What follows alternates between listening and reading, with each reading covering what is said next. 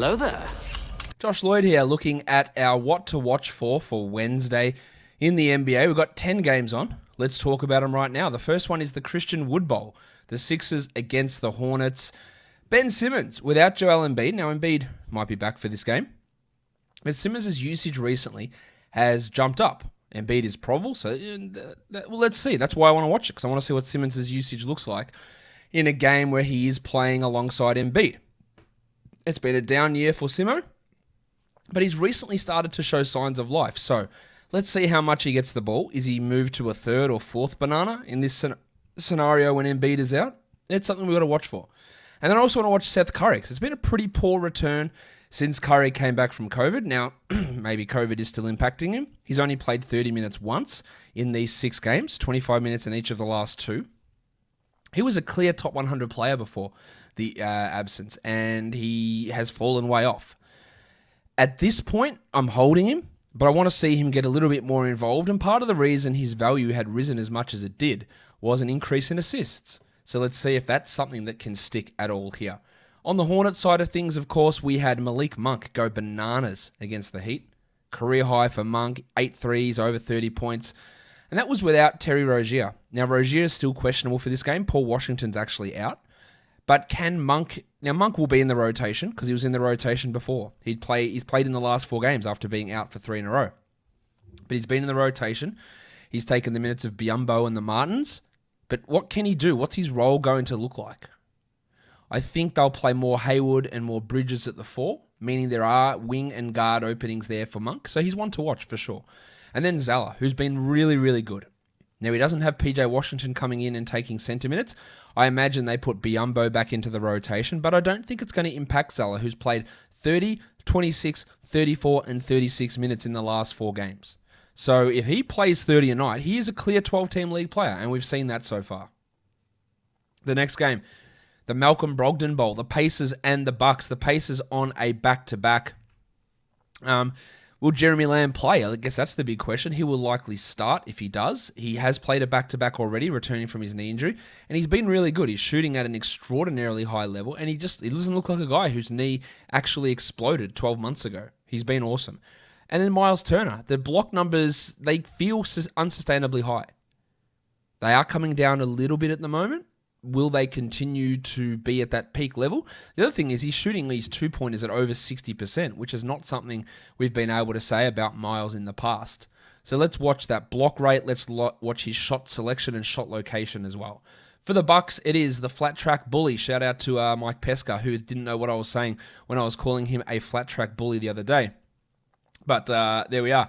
He is a flat track bully. Bob Portis. Is this game going to be close or not? Because that's going to really have an impact on Portis' minutes.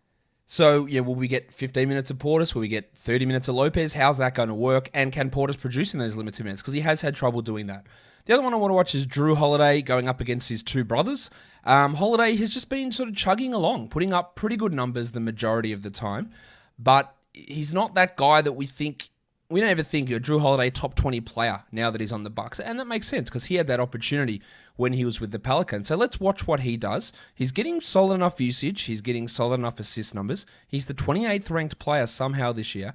And his free throws, which were in the toilet last year for God knows what reason. In fact, he hasn't been an 80% free throw shooter since the 15-16 season. He's back to 82%. So let's hope this high efficiency sticks, as well as this really solid assist rate that Drew Holiday is putting up at the present time. Next game, it is the Luka Doncic Bowl, the Mavs and the the Hawks. I want to watch Josh Richardson, who had a big game for Dallas last game, but he'd been pretty poor prior to that. I don't believe that Richardson's a 12-team league player. His last game, if that's something that's able to be continued, would tell you that he is. I don't believe that's going to be the case.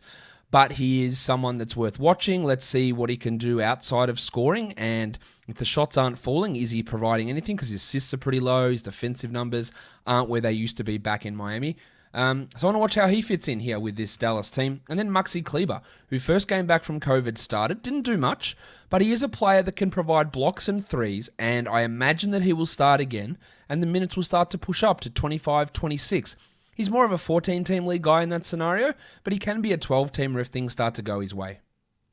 For the Hawks, John Collins, is really playing within himself and playing within the offense and within the team structure. That's obviously hurting his fantasy value quite a bit.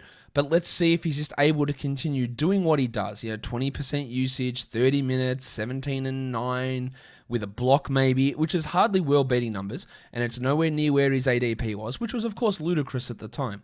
But let's see how he's able to go and if we can see some flashes at all. And then with DeAndre Hunter's status up in the air, we don't know, or is Hunter actually been ruled out? I need to check that. But regardless, Hunter is out. So Cam Reddish will get another start. He has been pretty disappointing this season for a guy that was expected to take some steps forward. He has not done that. So I want to see him out there. Can he get steals? Can he hit some threes? Can he shoot those threes with decent volume? The Rockets and the Thunder. The Chris Paul Bowl. With no John Wall, I want to watch Mason Jones. Now, I'm not sure how much Jones is going to play, if at all. But he's bloody exciting. And I want to see the flashes that he shows. Because if something happens, if Wall is out long term, if Eric Gordon is traded, if there are numerous things that can happen, and Mason Jones could find himself with a regular rotation role. Watch this bloke. He's got a good fantasy game.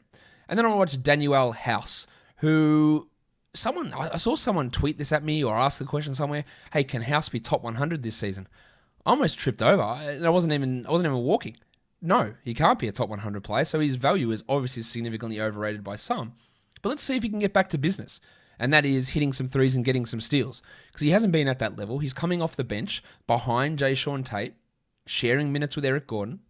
And he's been pretty underwhelming. For the Thunder, they're going to be without Shai Gilgeous-Alexander. And they're going to be without George Hill. So Theo Maledon, and people want me to do this. They want me to do the American accent on Theo Maledon. Theo Maledon. Big Theo is going to get another start.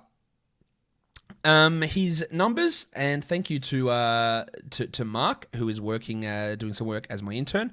Shout out to Jacob and London and Jaskaran as well, who are doing some work for me. Theo Maledon's numbers, they're pretty interesting. He's not taking any mid-ranges at all. 3% of his shots are long twos. He's either taking threes or he's getting to the rim. And like 18% of his shots at the rim is pretty good as a rookie. He's going to have increased usage in this game. His usage has gone down as a starter, which makes sense. But without Shai, his usage is going to go up. We're going to get more opportunities for his assists to go up. I don't think he cedes this starting job in the lineup moving forward. I don't think George Hill comes back from thumb surgery and takes the job back. I think it's Maledon. I think he's a 12-team league grab, and I want to see what he looks like in this game. Next, we want to look at Darius Bazley. More opportunity for usage for him with Gilgeous-Alexander out. He's starting to play better. He's still not playing at the best of his abilities, and I understand completely people dropping him. I guess the decision I would have is, if I'm dropping him, who is the hot guy on the waiver wire that I'm adding in his place? And most of the times, I don't see that guy out there.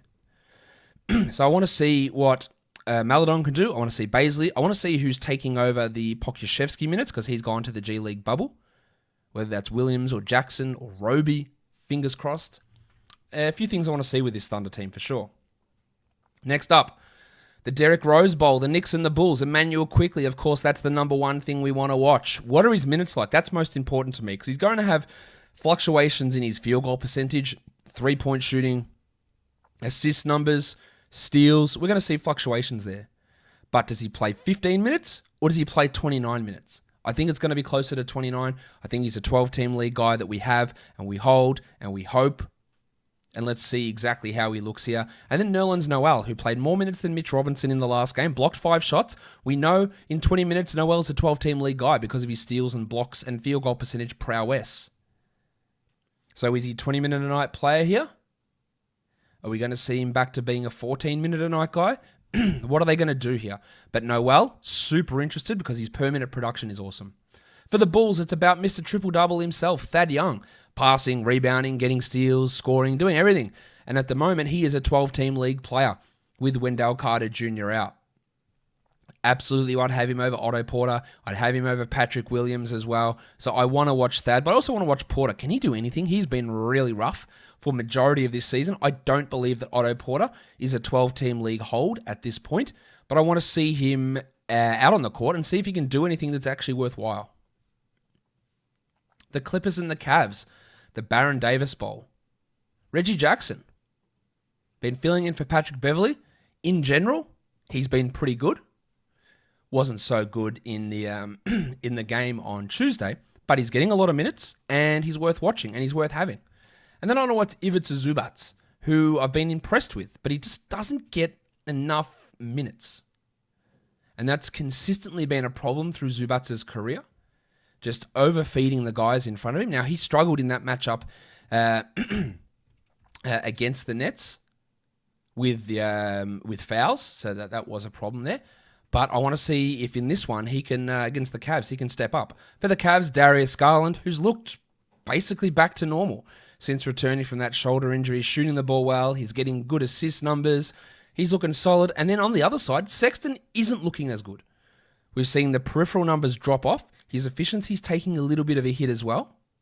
And it's hardly perceptible. But he is suffering a little bit of a decline at the moment, Sexton. So let's see if he can get that back on track. Because with him, as we talk about, especially for DFS, it's a very fine line. Unless he's getting 25% at high efficiency, any drop off from that, because he has no other backup, he's so low in all the other stats, it can hurt. And at the moment, we're seeing that drop off somewhat. The Wizards and the Heat, the Samaki Walker Bowl. Mo Wagner.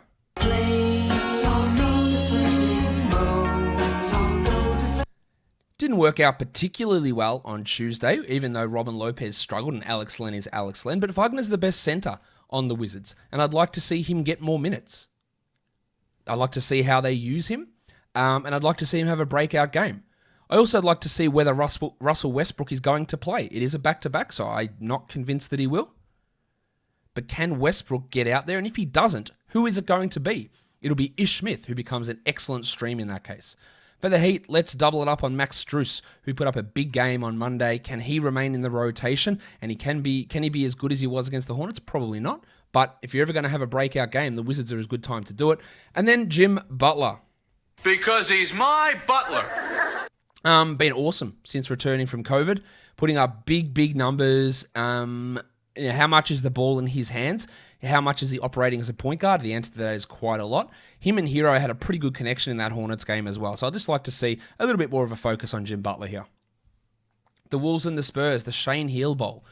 Jared Vanderbilt, is he going to come off the bench again? What is your mate Ryan Saunders going to do? I am trending towards a drop with Vandy, but I am holding just to see what happens when Towns returns, but it hasn't been great. And then let's watch D'Angelo Russell, who, if I'm going to be honest, in 2 years' time, I'm not sure he's a starting point guard in the NBA. And there are going to be people who watch this channel who are going to say, you're a D'Lo hater. D'Lo's the man. Ice in his veins. Yeah. What a sicko. Yeah, man, yeah. He's not that good.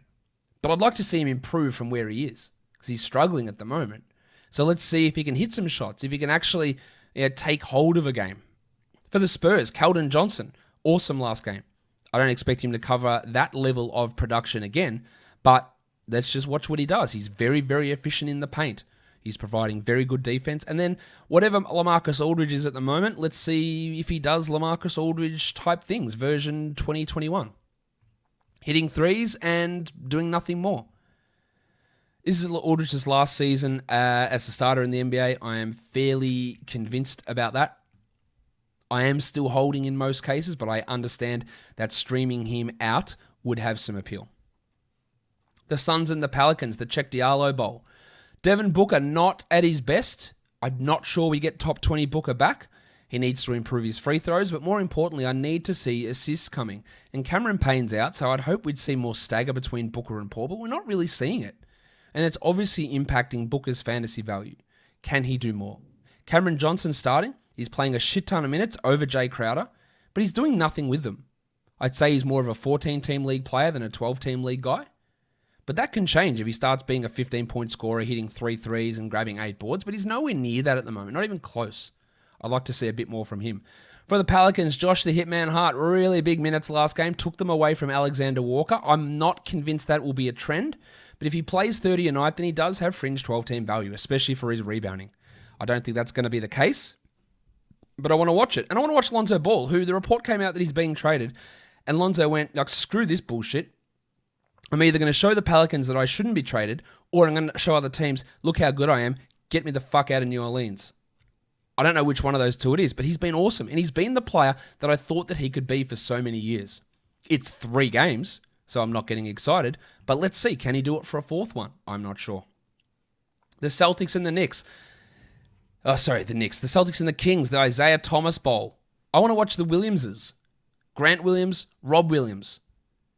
With Marcus Smart out, the Celtics foolishly went with the 2 center starters, Tyson Thompson. So that opens up more minutes for Grant Williams, or probably more minutes for Rob Williams, less minutes for Grant Williams.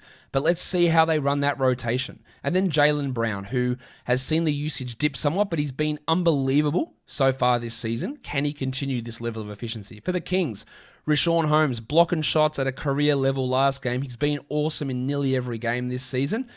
People still undervalue him. I had people talking about, hey, I'm not sure if I should trade LaMarcus Aldridge for Richaun Holmes. I fell over. Again, I wasn't even standing up, but I fell over when I saw that. But that just shows the complete detachment from reality that some people have. And I want to watch Buddy Hield, whose shooting numbers have improved. They've been bad to start the year. But can he continue on this hot streak? That would be good if he could. Let's talk some stream guys. Kelly Olynyk, Cam Johnson, Garrison Matthews perhaps, Dorian Finney-Smith in Dallas, and Jay Sean Tate. They're available in a ton of leagues. You could also put Ish Smith in there under the assumption that Russell Westbrook is out again for Washington on the back-to-back. But there's some stream options for us. Don't forget, subscribe, hit the bell down below, give it a thumbs up. Guys, we are done here. Thank you so much for watching, everyone. See ya.